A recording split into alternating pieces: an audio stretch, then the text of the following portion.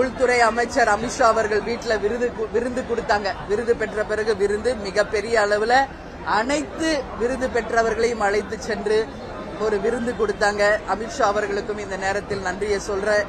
அப்புறம் அடுத்த நாள் ராஷ்டிரபதி பவன், அதே மாதிரி ஓல்ட் பிரைம் மினிஸ்டர் ஹவுஸ், அது மட்டும் இல்ல வார் மெமோரியல் அப்படின்னு ஒரு இடம் இருக்கு.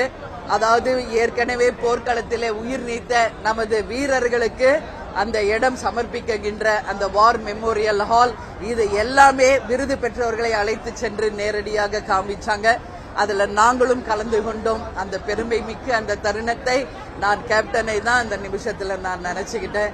அதனால இன்னைக்கு அது முடித்து நேற்று மாலை டெல்லி தமிழ் சங்கம் மூலமாக கேப்டனுக்கு மிகப்பெரிய ஒரு பாராட்டு விழாவை செய்தார்கள்.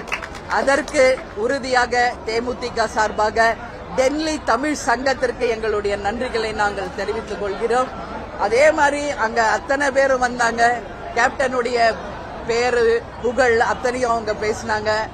நான் ஒரு விஷயம் மட்டும் அவங்களுக்கு சொன்னேன், கேப்டன் விழான்னா எல்லாரும் வந்து சாப்பிடணும். அத்தனை பேருக்கும் உணவு அரேஞ்ச் பண்ணி அந்த விழாவுக்கு வந்த அத்தனை பேரும் உணவு அருந்தி எங்களுடன் புகைப்படம் எடுத்துக்கிட்டு தான் போனாங்க.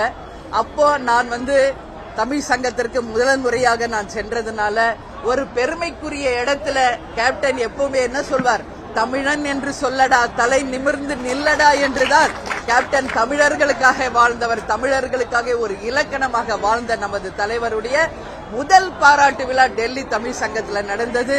மிகப்பெரிய ஒரு பெருமைக்குரிய விஷயமா நான் பாக்குறேன். எனவே நேற்று நான் பேசும்போது தமிழ் சங்கத்திற்கு, டெல்லி தமிழ் சங்கத்திற்கு ஆண்டுதோறும் கேப்டன் பிறந்த நாள் அன்றைக்கு தமிழ் சங்கத்திற்கு 1 லட்சம் ரூபாய் தேசிய முற்போக்கு திராவிட கழகத்தின் சார்பாக நாங்கள் தருவோம். அது வைந்து அங்க நலிவுற்றவர்கள், உதவி வேண்டுபவர்கள், படிப்புக்கு, மருத்துவத்திற்கு, திருமண உதவி, சுயதொழில், அது மாதிரி எந்த விஷயமா இருந்தாலும் அவர்களுக்கு அந்த நிதி போய் சேரணும் அப்படின்னு சொல்லி அந்த நிதியை நேற்று அறிவிச்சிருக்கோம். அதனால மக்கள் அந்த சங்கத்துல எல்லோருமே அதை வரவேற்றாங்க. எனவே கேப்டன் புகழ் என்னைக்கும் நிலைத்து இருக்கும் வரை இந்த கோவிலில தினம்தோறும் அன்னதானம், இதுவரைக்கும் கேப்டன் மறைந்த போது 15 லட்சம் பேரு, இந்த 4 மாசத்துல கேப்டனை கோயிலை வந்து தரிசிச்சு உணவருந்தியவர்கள் 15 லட்சம் பேர் என்று லிங்கன் புக்ஸ் ஆஃப் ரெக்கார்ட்ஸ்ல ஒரு கின்னஸ் ரெக்கார்டுக்கு ஈக்குவலா ஒரு விருது வழங்கியிருக்காங்க. அது அத்தனையுமே இந்த புகழ் அத்தனையும் கேப்டனுக்கு தான். ஏன்னா அவர் ஒரு தங்க பாதையை அமைச்சு கொடுத்துட்டு போயிருக்காரு மக்களுக்காக. அந்த தங்க பாதையில் தேமுதிக பயணிக்கும்.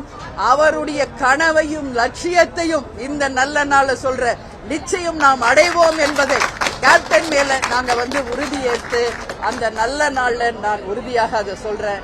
அதனால நிச்சயமாக அவர் புகழ் இந்த யுகம் இருக்கும் வரை இருக்கும். அவருடைய புகழ் அனைத்து தமிழர்களுக்கும் நான் சமர்ப்பிக்கிறேன் என்று தெரிவித்துக் கொள்கிறேன். அரசியலை பற்றியோ தேர்தலை பற்றியோ அவங்க எதுவுமே பேசல. கேப்டனை பற்றி மட்டும்தான் பேசினாங்க. கேப்டன் இங்க இருந்திருந்தா இன்னும் மிக சிறப்பாக இருந்திருக்கும். அப்புறம் மோடிஜி அவர்கள் சொல்லும் பொழுது கேப்டனுக்கும் அவருக்குமான நட்பை பற்றி என்னிடம் பேசினார். திருச்சியில கேப்டனை பத்தி பொதுக்கூட்டத்தில் பேசியதும், ஒரு மிகப்பெரிய கட்டுரையை கேப்டனுக்காக அவர் சமர்ப்பித்ததும், அவர் இறந்த போது கேப்டனுக்கும் அமித்ஷா அவர்களும் மோடிஜி அவர்களும் கண்டோலன்ஸ் லெட்டர் அனுப்பினது, அவருடனான நட்பு, இதைதான் வந்து மோடிஜி அவர்களும் அமித்ஷா அவர்களும் பேசினாங்களே ஒழிய அரசியல் ரீதியாகவோ வேற எதுவுமே பேசல. செய்திகளை உடனுக்குடனும் துல்லியமாகவும் தெரிந்து கொள்ள சப்ஸ்கிரைப் பண்ணுங்க.